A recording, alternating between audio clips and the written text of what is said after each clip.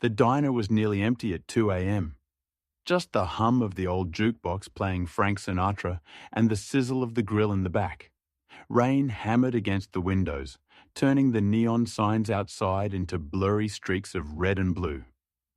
The man in the worn leather jacket and faded jeans sat in the corner booth, his baseball cap pulled low over his face. He looked like any other late-night wanderer, a truck driver maybe, or someone running from something. His hands were wrapped around a cup of coffee that had gone cold 20 minutes ago. He hadn't touched it. He was too busy watching the door, watching the windows, watching for the people who wanted him dead. The waitress, a young woman named Sarah with tired eyes and a coffee-stained apron, approached with her notepad. She had been working the night shift for 3 years, and she had seen every kind of lost soul walk through those doors. Drunks, heartbroken lovers, insomniacs, criminals. She could usually tell which was which within the first 30 seconds. This man was different. He carried himself with a strange combination of exhaustion and alertness. His clothes were worn, yes, but underneath the jacket she caught a glimpse of an expensive shirt, and his shoes. Those were custom-made Italian leather, at least $2,000. "What can I get you?" she asked, her voice flat from exhaustion. The man didn't look up. "Burger, medium rare, extra pickles," he said. His voice was deep, rough, like gravel. But there was an educated quality to it, a precision in his pronunciation that didn't match the trucker disguise. "Fries?" "Yeah, and black coffee. Fresh pot if you have it. Coming right up?" Sarah scribbled the order and turned to walk away. But something made her pause. She had learned to trust her instincts working the night shift, and her instincts were screaming that this man was in trouble. She glanced back at him one more time. He had pulled out a phone, an expensive smartphone that looked out of place in his calloused, weathered hands. He typed something, then deleted it. Typed again, deleted again. He was struggling with a message he couldn't afford to send. And that's when Sarah saw it. A small tattoo on his wrist, partially hidden by his watch. 3 interlocking circles. Her breath caught. She knew that symbol. Everyone in New York knew that symbol. It was the logo of Cross Industries, the tech empire that controlled half the city's infrastructure. Satellites, telecommunications, data centers. If you lived in Manhattan, you were using Cross Industries technology right now, whether you knew it or not. And the man wearing that tattoo was supposed to be dead. Nathan Cross. Billionaire CEO, genius entrepreneur. Dead at 38 in a helicopter crash 3 weeks ago. The headlines had screamed it across every channel. Tragedy strikes tech world. Nathan Cross dies in fiery crash. No survivors found in billionaire's helicopter wreckage. Cross Industries mourns visionary leader. But the man sitting in booth 7 wasn't dead. He was very much alive, and he was hiding. Sarah's hand trembled as she walked back to the kitchen. She pushed through the swinging doors, her mind racing. Why would Nathan Cross fake his own death? Why was he here in a run-down diner in Queens, dressed like a homeless man? The cook, a heavy-set man named Jimmy, looked up from the grill. "You okay, Sarah? You look like you've seen a ghost." "I'm fine," she lied. "Just tired." "Yeah, well, we're all tired. That's the night shift for you." Sarah nodded absently. She moved to the coffee station, pouring a fresh cup with hands that wouldn't stop shaking. "Think, Sarah. Think. If Nathan Cross was alive and hiding, that meant someone wanted him dead. And if she was right about who he was, that someone had already tried once, which meant they would try again." She looked through the small window that separated the kitchen from the dining room. And that's when she saw him. A man at the counter, tall, muscular, wearing a black suit that was too formal for a 2 a.m. diner visit. He had ordered coffee 10 minutes ago and hadn't touched it. He kept checking his phone, and his eyes kept drifting to the corner booth where Nathan sat. Sarah's blood ran cold. That wasn't a customer. That was a bodyguard. Or worse, an assassin. She watched him carefully. Real bodyguards sat facing their client, always maintaining eye contact, always ready to intervene. This man had his back to Nathan, which meant he wasn't protecting him. He was waiting for something. A signal, maybe? Or backup? Sarah grabbed a napkin and a pen. Her heart was pounding so hard she thought it might burst out of her chest. She didn't know why she was doing this. She didn't know this man. For all she knew, Nathan Cross was a criminal who deserved whatever was coming for him. But her instincts, those same instincts that had kept her safe through 3 years of night shifts dealing with dangerous people, told her that wasn't true. This man was afraid, and he needed help. She wrote quickly, her handwriting shaky. "I know who you are. Your bodyguard is sitting at the counter. He's not here to protect you. Check his left jacket pocket. There's a syringe. Run." She folded the napkin into a small square and tucked it into her apron pocket.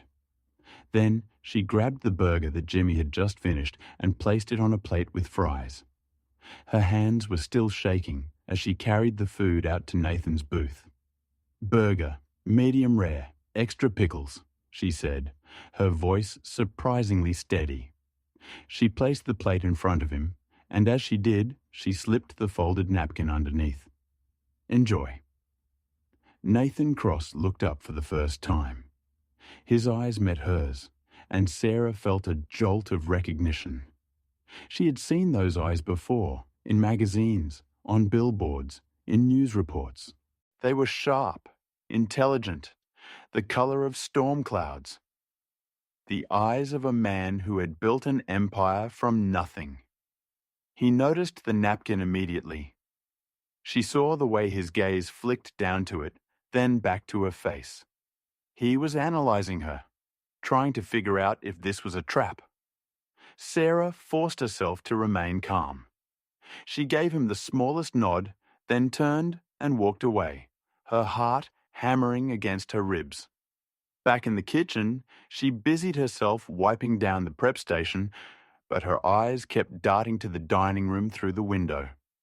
She watched Nathan pick up the burger, take a bite, chew slowly, and then, as casually as if he were checking a receipt, he picked up the napkin and unfolded it beneath the table. Sarah saw his face change. The calm mask slipped for just a second, replaced by cold fury and something else. Fear. He read the note twice. Then he folded it back up and slipped it into his jacket pocket. His eyes scanned the diner, landing on the man at the counter. The man who was still checking his phone, still not drinking his coffee. Nathan stood up slowly, leaving a $100 bill on the table. "Restroom," he said loudly enough for anyone listening to hear. He walked toward the back of the diner, his movements casual, unhurried.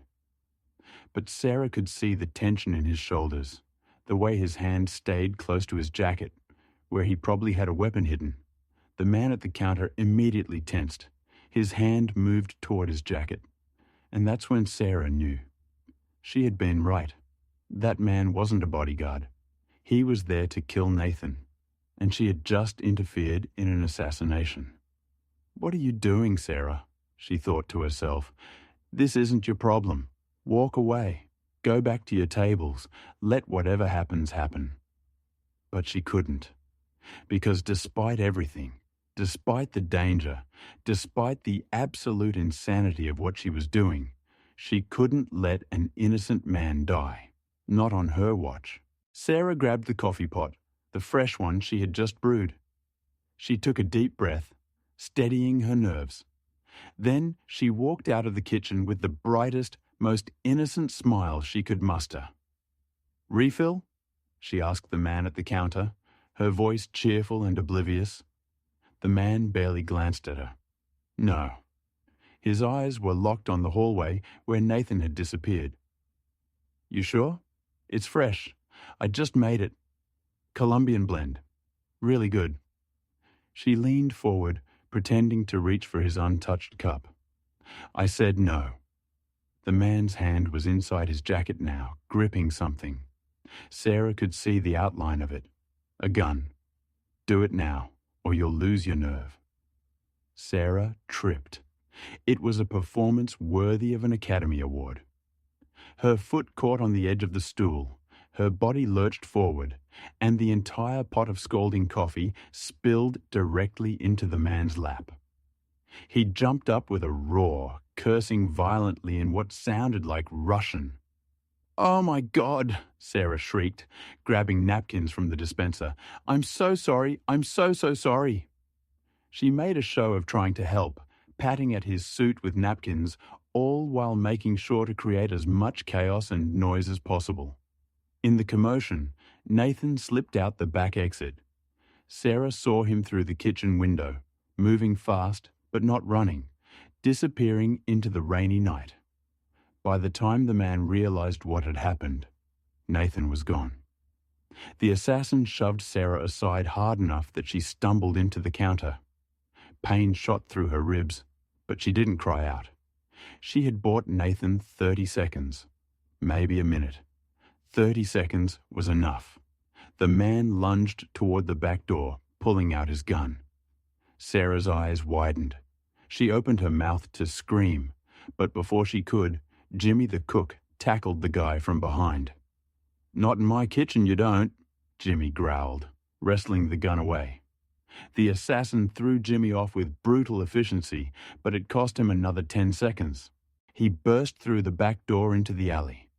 It was empty. Nathan Cross had vanished into the night. The rain was coming down harder now, washing away footprints, erasing evidence. The assassin stood in the alley, water streaming down his face, his expensive suit ruined. He pulled out his phone, his face twisted with rage. "He's gone," he said in heavily accented English. "The waitress helped him." There was a pause. Then a voice on the other end, cold and emotionless. "Then bring her in. She knows too much." The man turned back toward the diner. But Sarah wasn't there anymore. The moment she had seen him pull out the phone, she had grabbed her backpack from the break room. Inside was everything she owned. Her tips from the week, her ID, a change of clothes, and a photo of her mother. It wasn't much, but it was all she had. She bolted through the kitchen exit on the opposite side, the one that led to the parking lot. Behind her, she heard heavy footsteps. The assassin had realized she was running. "Stop!" he shouted. Sarah didn't stop. She ran harder, her lungs burning, her cheap sneakers slapping against the wet pavement. She had no plan, no destination. She just knew she had to get away. She turned a corner into a narrow alley between two buildings. And then she saw the dead end. Brick wall, no exit, no escape. Sarah spun around, her back against the wall. The assassin was blocking the only way out. He walked toward her slowly, almost leisurely. He wasn't in a hurry. There was nowhere for her to go. "You made a big mistake, sweetheart," he said, his accent thick. "Helping that man." Sarah's mind raced. She looked around desperately for a weapon, anything. A broken bottle, a pipe. Nothing. "Please," she said, hating how small her voice sounded. "I don't know anything. I was clumsy. The coffee was an accident." "Accidents don't write warning notes." The man reached into his jacket, pulling out the gun again. Sarah closed her eyes, bracing for the worst. And then a voice, calm and controlled, cut through the rain. "I wouldn't do that if I were you." Sarah's eyes flew open. Nathan Cross stepped out of the shadows at the far end of the alley. He wasn't wearing the baseball cap anymore. His face was fully visible now, illuminated by the streetlight. Rain plastered his dark hair to his forehead, and he was pointing a gun directly at the assassin's head.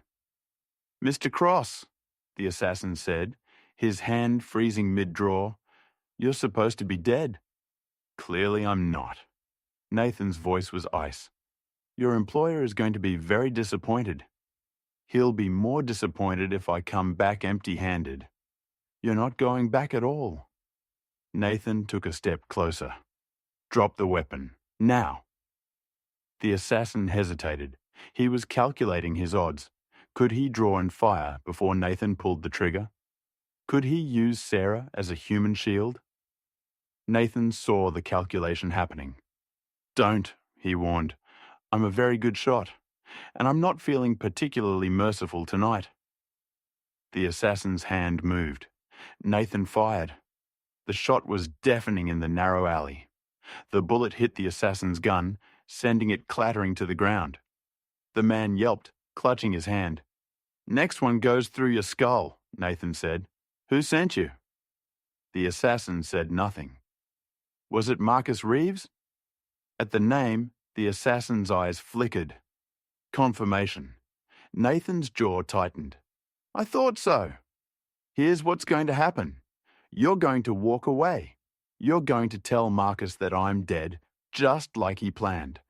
And if you ever come near this woman again," he gestured to Sarah, "I will make sure everyone knows what Marcus did. Every detail, every crime, every body. He'll kill you. He already tried. It didn't work." Nathan stepped closer, his voice dropping to a lethal whisper. "Now get out of my sight before I change my mind about letting you live." The assassin hesitated. Then, cradling his injured hand, he turned and walked away, disappearing into the night. Sarah leaned against the brick wall, her legs shaking so badly she could barely stand. "You okay?" Nathan asked, lowering the gun. I don't... What the hell is happening?" Nathan holstered the weapon beneath his jacket. "That's a very long story. I have time." Nathan looked at her. Really looked at her for the first time since this insane night had begun. She was young, maybe mid-20s, with brown hair pulled back in a messy ponytail. Her uniform was cheap, her shoes worn through at the soles. But her eyes were sharp, brave, defiant, even in the face of death. "You saved my life," Nathan said quietly. "Why?" "Because you looked like you needed help. You don't even know me. I know you're Nathan Cross, and I know someone tried to kill you. That's enough." Nathan smiled.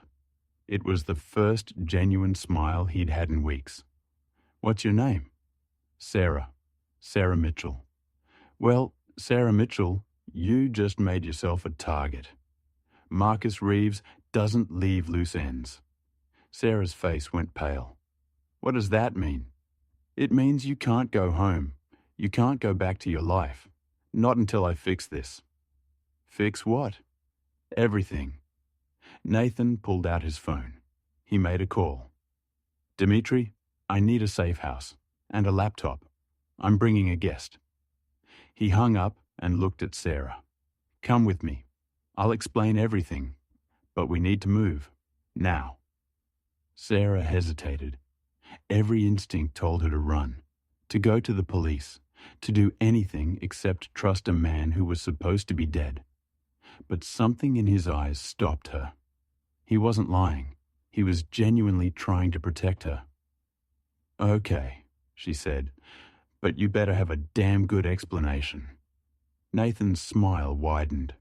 "I have the best explanation. The truth." They walked through the dark streets of New York, staying in the shadows. Nathan led her to a black car parked 3 blocks away. The driver was a large man with a scarred face and cold eyes. "This is Dimitri," Nathan said. "He's one of the few people I trust." Dimitri nodded at Sarah. "Ma'am?" They drove in silence for 20 minutes, finally pulling up to a nondescript apartment building in Queens. Dmitri checked the perimeter before letting them inside. The apartment was small but secure. Reinforced door, cameras, no windows facing the street. Nathan locked the door behind them and gestured for Sarah to sit on the worn couch. "Coffee?" he offered. "I think I need something stronger." Nathan poured 2 glasses of whiskey from a bottle on the counter. He handed one to Sarah and sat across from her. "3 weeks ago," Nathan began, "I was supposed to die in a helicopter crash. It was supposed to look like an accident. Engine failure. Tragic, but not suspicious. But it wasn't an accident," Sarah said. "No, it was murder. Orchestrated by my business partner, Marcus Reeves. He's been embezzling from Cross Industries for years. Hundreds of millions of dollars. I found proof. I was going to the board with evidence the next day." Nathan took a sip of whiskey. Marcus couldn't let that happen. So he arranged for my helicopter to go down. What he didn't know was that I had a backup pilot, someone loyal to me. We faked the crash. I've been hiding ever since, gathering more evidence. Why not go to the police? Because Marcus owns half the police department, and the other half wouldn't believe me without proof. A dead man can't testify. So what's your plan? Nathan leaned forward. I need to stay dead long enough to build an airtight case. In 3 days, the board of Cross Industries is voting on a merger. If Marcus gets that merger approved, he'll have complete control of the company. And once he has control, he'll bury all the evidence. And then I come back from the dead. I present the evidence to the board, to the FBI, to the world. Marcus goes to prison. I get my company back. Sarah processed this. That's insane. I know. And you're trusting me with all of this because... Nathan looked at her. Because you risked your life to save mine. You didn't have to. You didn't know me.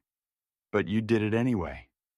That tells me everything I need to know about who you are. Sarah felt heat rise to her cheeks. I saw the tattoo. I knew something was wrong. That tattoo saved my life, and so did you. They sat in silence for a moment. Then Sarah asked, "What do you need me to do?" Nathan stood up. He walked to a laptop on the kitchen table and opened it. "I need help. I can't do this alone. I need someone Marcus doesn't know, someone he won't see coming. I'm a waitress, Mr. Cross. I don't know anything about corporate espionage. Call me Nathan, and you don't need to. You just need to be brave, which you already proved you are." He turned the laptop toward her. On the screen was a photo of a woman in her 50s, elegant and cold. This is Victoria Kane. She's Marcus's personal assistant. She has access to everything, files, emails, passwords. If I can get her to talk, I can prove what Marcus did. How are you going to do that? I'm not. You are. Sarah's eyes widened. What? Nathan pulled up another file. It was a job listing for a temp secretary at Cross Industries. Victoria is going on vacation in 2 days. They need a temporary replacement. You're going to apply, you're going to get the job, and you're going to find the evidence I need. That's crazy. I have no experience. They'll never hire me. They will if I make sure of it. I still have a few allies inside the company. People who are loyal to me. I can pull strings. Get your resume to the top of the pile. Sarah stood up, pacing.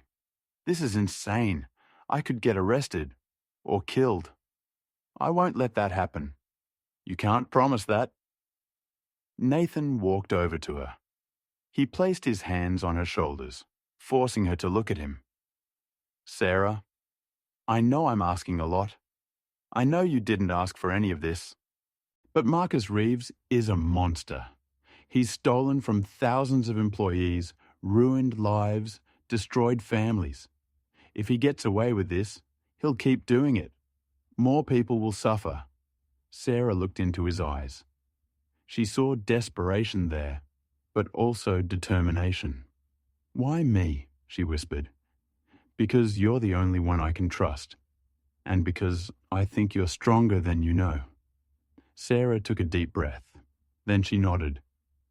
"Okay, I'll do it." Nathan's face broke into a relieved smile. "Thank you. But if I die, I'm haunting you." Nathan laughed. It was a real laugh, the kind that comes from genuine relief. "Deal." Over the next 2 days, Nathan and Sarah worked around the clock. Nathan coached her on corporate protocol, taught her how to navigate the office systems, how to copy files without leaving a trace. Sarah was a quick learner. She absorbed everything like a sponge. On the 3rd day, she walked into Cross Industries wearing a borrowed suit and carrying a fake resume. The HR manager barely glanced at her credentials. "You start today. Victoria's office is on the 42nd floor. Don't screw up." Sarah rode the elevator, her heart pounding. When the doors opened, she stepped into a world of glass and steel. The office was massive, sleek, intimidating. Victoria Kane was waiting.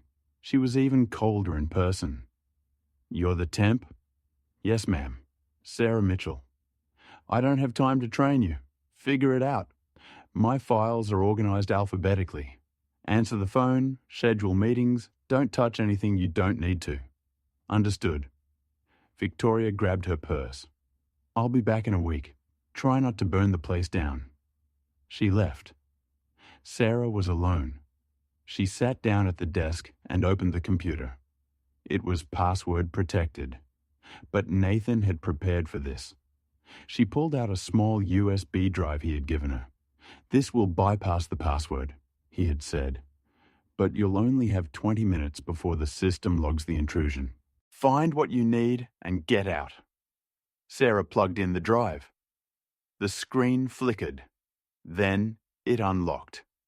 She was in. Her fingers flew across the keyboard, searching for files. Financial records, emails, anything that could prove Marcus's embezzlement. And then she found it.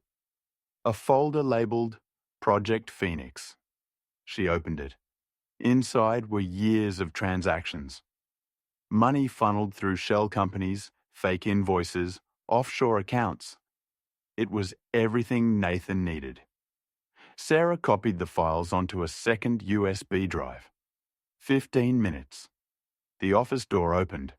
Sarah's heart stopped. Marcus Reeves walked in. He was tall, handsome in a sharp, predatory way. He wore a suit that cost more than Sarah's car. "Who are you?"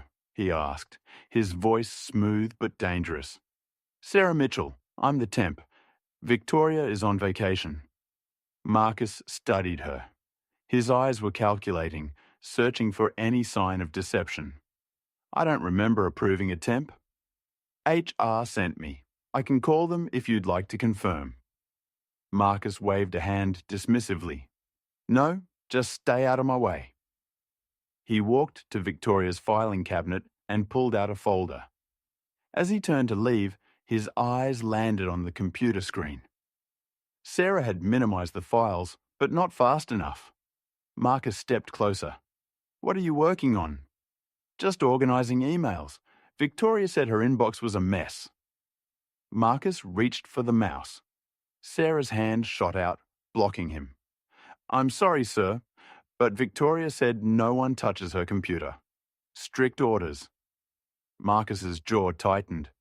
"I own this company. I can touch whatever I want." "Of course, Mr. Reeves. I don't want to lose this job. It's my first day." Marcus stared at her. Then he smiled. It was not a warm smile. "Fine, but don't let me catch you slacking." He left. Sarah exhaled. Her hands were shaking so badly she could barely type. 18 minutes. She ejected the USB drive and slipped it into her pocket. Then she cleared the computer's history, shut it down, and walked out of the office as calmly as she could. She took the elevator down to the lobby. She was almost at the exit when a hand grabbed her arm. "Ma'am, you need to come with us." 2 security guards. Sarah's stomach dropped. "What's this about?" "Mr. Reeves would like to speak with you. Upstairs." They escorted her back to the elevator. Sarah's mind raced.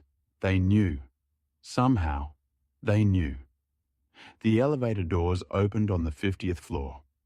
Marcus's private office. He was standing by the window, looking out at the city. "Leave us," he said to the guards. They obeyed. Sarah stood in the center of the room, her heart pounding. Marcus turned to face her. "You're not a temp, are you?" Sarah's mouth went dry. "I don't know what you mean." Marcus walked toward her slowly, like a predator circling prey. "I ran a background check. Sarah Mitchell, 26, waitress at a diner in Queens. No secretarial experience, no college degree. So why would HR hire you?" Sarah forced herself to stay calm. "I need the money. I lied on my resume." "No." Marcus stopped in front of her. "You're here for Nathan." Sarah's blood ran cold. "Nathan Cross is dead." "Is he?" Marcus pulled out his phone. He showed her a photo. It was grainy, taken from a security camera. But it was clear enough. Nathan Cross, alive, walking out of the diner 3 nights ago. "He's alive," Marcus said. "And you helped him." Sarah's knees went weak. Don't lie to me," Marcus roared. "I know he's been hiding. I know he's planning something, and I know you're helping him." He grabbed Sarah's arm, his grip bruising. "Where is he?" "I don't know." "Tell me, or I'll make sure you never see daylight again." Sarah met his eyes. "Go to hell." Marcus's face twisted with rage. He raised his hand to strike her. Then the office door exploded open. Nathan Cross walked in, flanked by 4 FBI agents. "Marcus Reeves," one of the agents said, "you're under arrest for embezzlement, fraud, and attempted murder." Marcus released Sarah, stumbling back. "This is ridiculous. I own this company." "Not anymore," Nathan said. He held up a USB drive. "We have everything. Every transaction, every fake invoice, every offshore account. It's over." Marcus lunged for the desk, reaching for something. But the agents were faster. They tackled him, cuffing his hands behind his back. "You're dead," Marcus screamed as they dragged him away. "You're supposed to be dead." "I got better," Nathan said. When the office was empty, Nathan turned to Sarah. She was shaking, tears streaming down her face. "You okay?" Nathan asked gently. Sarah nodded. Then she laughed. It was a hysterical, relieved laugh. "I can't believe that worked. You were amazing." Nathan pulled her into a hug. "You saved my company. You saved my life. Again." Sarah pulled back, wiping her eyes. "So what happens now?" "Now?" Nathan smiled. "Now I rebuild. And I'd like you to help me. I'm a waitress, Nathan. I don't belong in your world." "Maybe not. But I need someone I can trust. Someone who isn't afraid to tell me the truth. Someone who will run toward danger to help a stranger." He took her hand. "I'm offering you a job. A real one. VP of Operations. You'll learn as you go. And you'll be paid very well." Sarah stared at him. "Are you serious?" "Completely." Sarah thought about her tiny apartment, her exhausting shifts, her mountain of debt. Then she thought about the last 3 days. The fear, the adrenaline, the sense of purpose. "Okay," she said, "but I get my own office." Nathan laughed. "Deal." But their story didn't end in Marcus's office.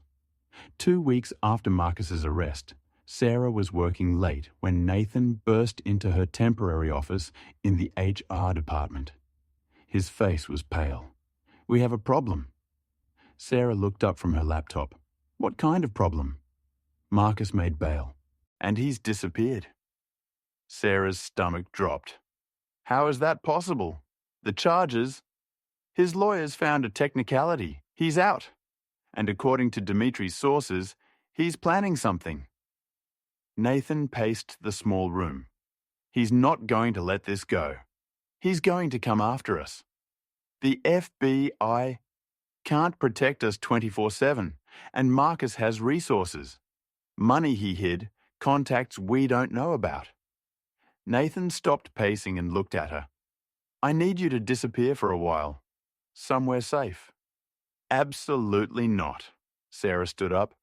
I didn't risk my life to bring him down just to run and hide now. Sarah, this isn't a game. Marcus is dangerous. I know. I was there when he threatened to make me disappear, remember?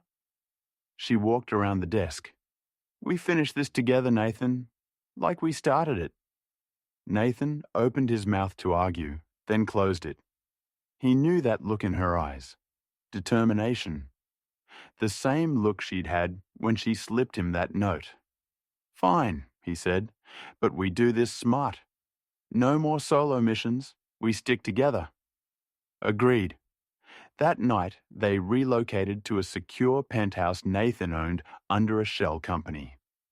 It was on the 61st floor of a building in Tribeca, with bulletproof windows and a security system that would make Fort Knox jealous. Sarah stood by the window, looking out at the glittering city. It's beautiful up here, she said. It's also a cage, Nathan replied, joining her. I've spent my whole life building walls to keep people out, and now here we are, locked in a tower because of one man's greed. We'll get through this. How can you be so sure? Sarah turned to face him. Because I've seen what you're capable of. You built an empire from nothing. You survived a murder attempt. You outsmarted Marcus once. You'll do it again. Nathan touched her face gently. I don't deserve you. Probably not, Sarah said with a small smile. But you're stuck with me anyway. They were about to kiss when Nathan's phone buzzed. A text from Dimitri. We have movement. Marcus's men spotted near the diner. They're looking for information on Sarah. Sarah's face went pale. The diner, my co-workers. Oh God, Maria. Maria was the night shift manager, a single mother of two who had trained Sarah when she first started. She was kind, hard-working, and had no idea about any of this. I have to warn her, Sarah said, grabbing her jacket. No. Nathan caught her arm. That's what Marcus wants. He's baiting you. I don't care. I'm not letting innocent people get hurt because of me. Sarah? She has 2 kids, Nathan. 2 little boys who need their mother. I'm going. Nathan saw there was no changing her mind. Then I'm coming with you. 20 minutes later, they pulled up 2 blocks from the diner in an unmarked car. Dimitri was in the driver's seat, his hand resting on the gun in his shoulder holster. 3 men inside, Dimitri reported, looking at a tablet showing live surveillance footage. 2 more in a black SUV parked across the street. They're questioning the staff. Sarah could see Maria through the diner window, looking terrified as a large man in a suit leaned over her table. That's her, Sarah said. We need to get her out. We need a distraction, Nathan said. Sarah had an idea. Give me your phone. She called the diner's number. Through the window, she saw Maria jump as the phone rang. One of Marcus's men gestured for her to ignore it. Sarah hung up and called again. And again. On the 4th call, the man in the suit grabbed the phone himself. What? Tell your boss his plan isn't working, Sarah said. I'm not hiding. I'm standing right across the street, and I have something he wants. She held up a USB drive. Through the window, she saw the man's eyes widen. He barked something to his colleagues. They all stood up, moving toward the exit. "Sarah, what are you doing?" Nathan asked. "Saving Maria? Drive around back. Get her out through the kitchen exit. What about you?" "I'll be fine. I've got Dimitri." Nathan wanted to argue, but there was no time. He took the keys from Dimitri and drove around the block. Dimitri and Sarah watched as Marcus's men poured out of the diner, heading toward their position. "This is insane, Miss Sarah," Dimitri said. "You're starting to sound like your boss." "That's because we both care about you staying alive." Sarah saw Maria being escorted out the back by Nathan. "Good." "Okay," Sarah said. "Now we run." She and Dimitri sprinted down the alley just as Marcus's men spotted them. Gunshots rang out. Dimitri returned fire, his shots precise and controlled. "Get to the car," he shouted. Sarah ran, her heart pounding. She heard footsteps behind her, getting closer. She turned a corner and nearly collided with Nathan's car. "Get in," Nathan yelled. Sarah dove into the back seat. Dimitri jumped in the front. They peeled out just as bullets shattered the rear window. "Everyone okay?" Nathan asked, his voice tight. "We're fine," Sarah gasped. "Maria?" "Safe. I dropped her at a police station with instructions to ask for Detective Morrison. He's one of the few cops I trust." Nathan's hands were white-knuckled on the steering wheel. "You could have died back there, but I didn't. Sarah, I'm sorry, but I couldn't let her get hurt." Nathan pulled over abruptly. He turned to look at her, his eyes intense. "Don't ever scare me like that again." "I can't promise that." "Then at least promise you won't do it alone." Sarah reached forward, touching his face. "I promise." They drove to a different safe house, this one outside the city. It was a cabin in upstate New York, surrounded by woods, isolated, secure. That night, Sarah couldn't sleep. She found Nathan sitting on the porch, staring at the stars. "Mind if I join you?" she asked. "Please?" Sarah sat beside him. They were quiet for a moment, just listening to the sounds of the forest. "I keep thinking about that night," Nathan said finally. "When you slipped me that note, what made you do it?" Sarah thought about it. "Honestly? I don't know. Instinct, maybe, or just I saw someone in danger and I couldn't look away. Most people would have." "I'm not most people." Nathan smiled. "No, you're really not." He took her hand. "Sarah, when this is over, and it will be over, I want to do this right. I want to take you to dinner. Not as my employee, not as my ally in some corporate war, just as a man who's fallen completely in love with you." Sarah's heart swelled. "Nathan Cross, are you asking me on a date? Is that okay?" "It's more than okay." She leaned her head on his shoulder. "But fair warning, I'm expensive. I expect at least a burger and fries." Nathan laughed. The sound echoed through the quiet night. "I think I can manage that." The next morning, Dimitri woke them with urgent news. Marcus has been spotted in Miami. He's trying to flee the country. Nathan was on his feet instantly. "We need to stop him." "The FBI is already on it," Dimitri said. "But they want your testimony, both of you. You need to come back to the city." But before they could leave the cabin, Nathan's phone rang. It was an unknown number. He answered cautiously. "Hello? Nathan Cross." The voice was smooth, cold. "Marcus. I should have known you'd survive. You always were like a cockroach." Nathan's jaw tightened. "Where are you?"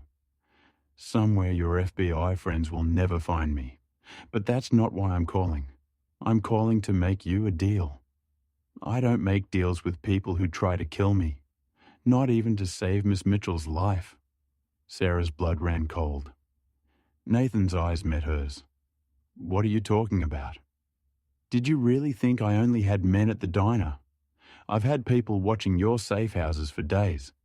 The cabin, the penthouse, that pathetic apartment in Queens. Marcus laughed. I know where Sarah's mother lives. Assisted living facility in Brooklyn, right? Room 302? Sarah felt like she'd been punched in the stomach. Her mother. She had Alzheimer's and didn't even remember Sarah most days. But she was still her mother. Don't you dare, Sarah whispered. Too late, Marcus said.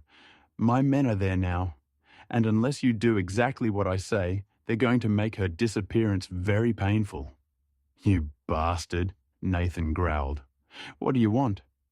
The evidence, all of it, every copy, every file. You hand it over, and I walk away. Your company, my freedom, fair trade. And if I refuse, then Sarah's mother dies, and it will be on your conscience. The line went dead. Sarah was shaking. My mom. He has my mom. Nathan pulled her into his arms. We'll get her back, I promise. How? If we give him the evidence, we're not giving him anything. Nathan pulled out his phone and called Dimitri. I need you to get to Brooklyn. Sunrise Assisted Living. Room 302. There are hostiles en route. Stop them. On it, boss. Nathan hung up. He looked at Sarah. Dimitri will get there first. Your mother will be safe. How can you be sure? Because Dimitri never fails. 30 agonizing minutes later, Dimitri called back. Package secure. Hostiles neutralized. Mrs. Mitchell is safe and has been relocated to a secure facility. Sarah collapsed into a chair, sobbing with relief. Thank you, she whispered. Thank you. Nathan knelt beside her. Marcus just made his last mistake. He threatened someone I love, and I'm going to make sure he pays for it. How? By turning the hunter into the hunted. Over the next 48 hours, Nathan used every resource at his disposal. He called in favors from senators, judges, FBI directors. He hired the best private investigators. He offered $1 million reward for information leading to Marcus's capture. And then, a breakthrough. One of Marcus's own men, a guy named Tony, who had worked for him for 15 years, reached out. I'm done, Tony said when they met in a parking garage. Marcus crossed a line going after families. I have kids. I can't be part of this anymore. Where is he? Nathan asked. Miami, but not for long. He's got a boat chartered to the Cayman Islands. Leaves tomorrow at dawn. Can you get us on that boat? Tony nodded. I can do better. I can make sure he's there alone. No bodyguards, no backup. Why would you help us? Sarah asked. Tony looked at her. Because my daughter is your age. And if someone like Marcus went after her, I'd want someone to help. Consider this me helping. The next morning, Sarah and Nathan, along with Dimitri and a team of FBI agents, waited at the Miami Marina. The sun was just beginning to rise, painting the sky in shades of pink and gold. Target approaching, one of the agents said. Sarah saw him. Marcus Reeves, wearing expensive sunglasses and carrying a leather duffel bag. He looked relaxed, confident. He thought he'd won. He boarded the boat. Nathan gave the signal. The FBI moved in, surrounding the vessel. Marcus froze when he saw Nathan standing on the dock. You, Marcus breathed. Me, Nathan said. It's over, Marcus. You're going to prison. For a very long time. Marcus lunged for the boat's controls, trying to start the engine. But Tony had disabled it hours ago. Agents swarmed the boat, cuffing Marcus. He struggled, screaming threats and curses. As they dragged him past Nathan and Sarah, Marcus spat at their feet. You think you've won? I'll be out in a year. My lawyers... Your lawyers can't help you, Sarah said quietly. You kidnapped a disabled woman. You attempted murder. You fled the country. And we have 17 witnesses willing to testify against you. Marcus's face went pale. This isn't over. Yes, Nathan said. It is. They watched as Marcus was loaded into an FBI van. As it drove away, Sarah felt a weight lift from her chest. It was finally, truly over. Nathan turned to her. You okay? I am now. He pulled her close. I'm sorry you had to go through this. I'm not, because it brought me to you. They stood on the dock, watching the sun rise. And for the first time in weeks, Sarah felt safe. The trial took 3 months. Sarah testified about everything she had seen and heard. She described the files she had copied, the threats Marcus had made, the fear in Maria's eyes. Marcus's defense team tried to discredit her, calling her an opportunist, a liar, a woman who had seduced Nathan Cross for money. Sarah sat in the witness stand, her hands folded calmly, and destroyed every argument with facts, with evidence, with the quiet strength that had made Nathan fall in love with her in the first place. When the guilty verdict was read, Marcus stood up, his face twisted with rage. This isn't over, he shouted. I'll make you both pay. The bailiff escorted him out. Sarah watched him go, feeling nothing but relief. It was over. Outside the courthouse, reporters swarmed them. Nathan held Sarah's hand tightly as they walked through the crowd. Mr. Cross, is it true you're dating your employee? Miss Mitchell, how does it feel to bring down a billionaire? They ignored the questions, climbing into a waiting car. Once they were safely inside, Nathan turned to Sarah. You were amazing in there. I just told the truth. You did more than that. You stood up to him. You didn't let him intimidate you. Sarah smiled tiredly. I had a good teacher. 6 months later, Sarah stood in her corner office on the 45th floor of Cross Industries, but this time it was real, no longer temporary. Her name was on the door, Sarah Mitchell, VP of Operations. There was a knock. Nathan walked in, carrying a paper bag. Hungry? He asked. Sarah laughed. Always. Nathan pulled out a burger wrapped in foil, fries, and 2 bottles of root beer. From the diner, I figured we should celebrate properly. They sat on the floor of her office, eating burgers like they were back in that dingy 2 a.m. restaurant where it all began. You know what's funny? Sarah said, wiping ketchup from her chin. What? If Marcus hadn't tried to kill you, we never would have met. That's a dark way to look at it. But true. Nathan set down his burger. Sarah, I need to ask you something. Okay. He pulled out a small velvet box. Sarah's eyes widened. Nathan? Wait. Let me say this. Nathan took her hand. 6 months ago, I was dead. Not just legally, emotionally. I had built this empire, but I had no one to share it with. And then you slipped me a note, a simple piece of paper that said, run. And it saved my life. Not just physically, you saved me in every way a person can be saved. Tears were streaming down Sarah's face. Sarah Mitchell, I am completely, hopelessly in love with you. You're brave, you're brilliant, you're kind. You make me want to be a better man. Will you marry me? Sarah couldn't speak. She just nodded, laughing and crying at the same time. Nathan slipped the ring on her finger. It was perfect, simple, elegant, just like Sarah. They kissed, tasting like salt and burgers and happiness. I love you, Sarah whispered. I love you too. They stayed on the floor of her office, holding each other as the sun set over Manhattan. And somewhere in the city below, in a diner that never closed, a waitress was serving a late-night customer. She didn't know his story. She didn't know if he was a prince or a pauper. But when he asked for extra pickles, she made sure he got them. Because you never know. Sometimes a simple act of kindness. Sometimes a slipped note. Sometimes a burger ordered at 2 a.m. can change everything. That was Sarah and Nathan's story. And it was just beginning. The end.